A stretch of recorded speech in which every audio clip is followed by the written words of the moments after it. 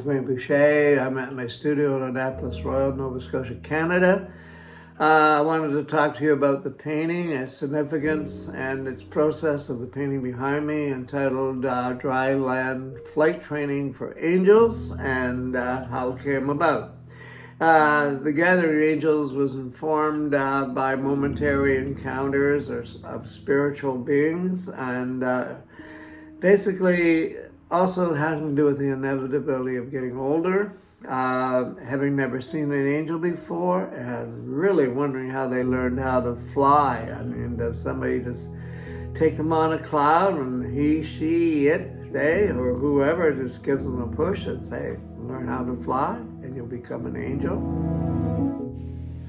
It was 1992 when I did this painting called Dryland Training, and it was coming out of a period just where I was beginning to get into color, and I was starting to use schematics and skeletal images coming out of the sort of X-ray spiritual imagery of Canada's First Nations people.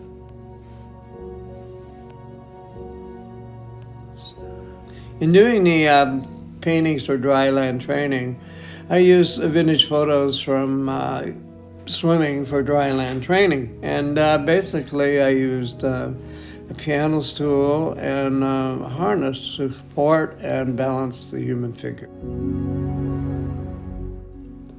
One of the fun things to do with this project was to use the LiDAR camera, light detection and ranging, on my iPad and capture three-dimensional images of crumpled paper and transform them into angels or spiritual beings.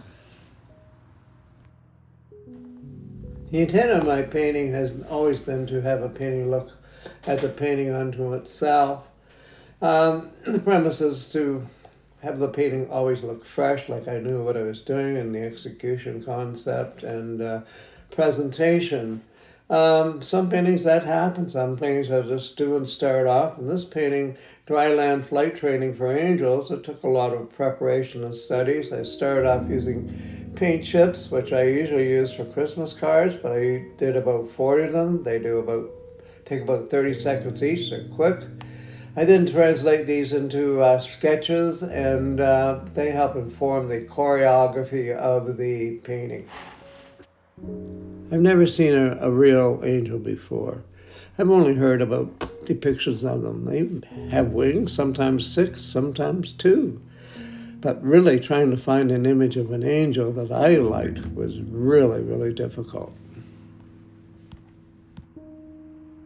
In trying to find an image, the image that I've found and the one I liked best was the image of the Los Angeles Dodger pitcher called Shohei Ohtani by the photographer Harry Howe. With this image, I could invert it and change it around. I used the photograph, or an excerpt part of which I thought gave the slow motion blur action of the actual pitcher pitching the ball, which sort of gave me an ephemeral type of image that I was looking for. I then used this to make an inkjet print on vapor barrier, which I put on 6 to 8 coats of acrylic gel, let it sit for 24 hours, then transfer it to a panel, which gave me an image in various modes of what I could use to depict an angel.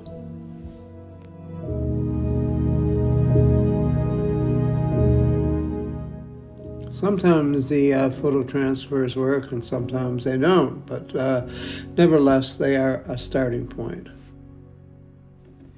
The editing of studies is an ongoing process, and here I've taken the images into another realm of using a Photoshop or a creative program to alter the images and expand their meaning, in an effort to give me more of a better idea of how I want to work through the painting and how I want to approach it. This is the painting after the first pull, meaning that I work flat on a table, I use alkyd resin, working wet into wet, put a bit of paint down, and use various tools to pull the paint.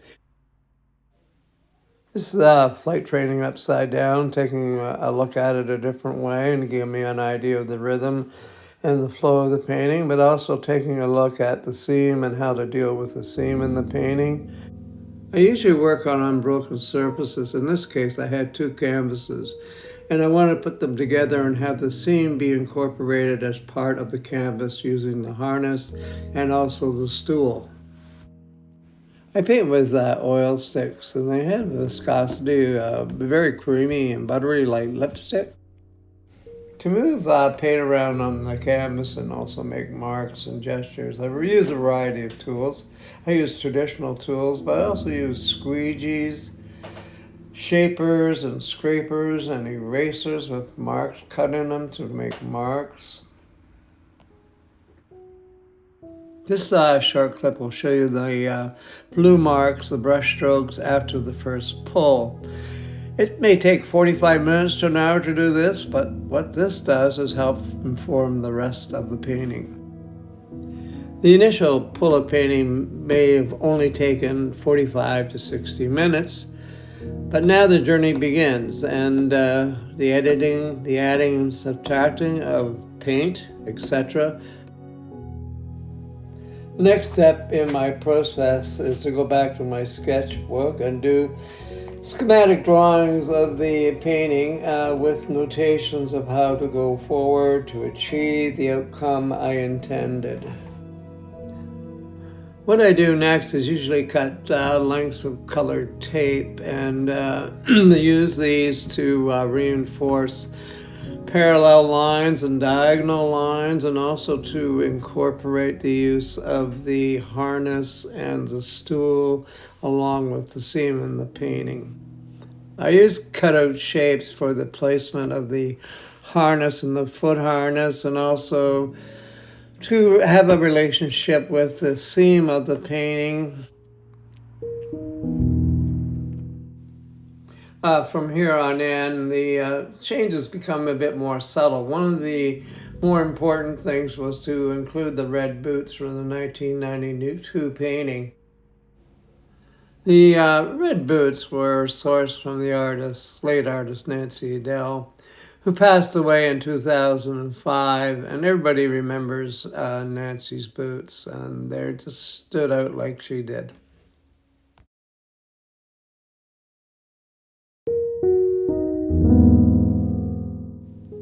The last part of the painting was a subtle change. It was basically to join the blues of the 2 halves together where the harness and the stool meet.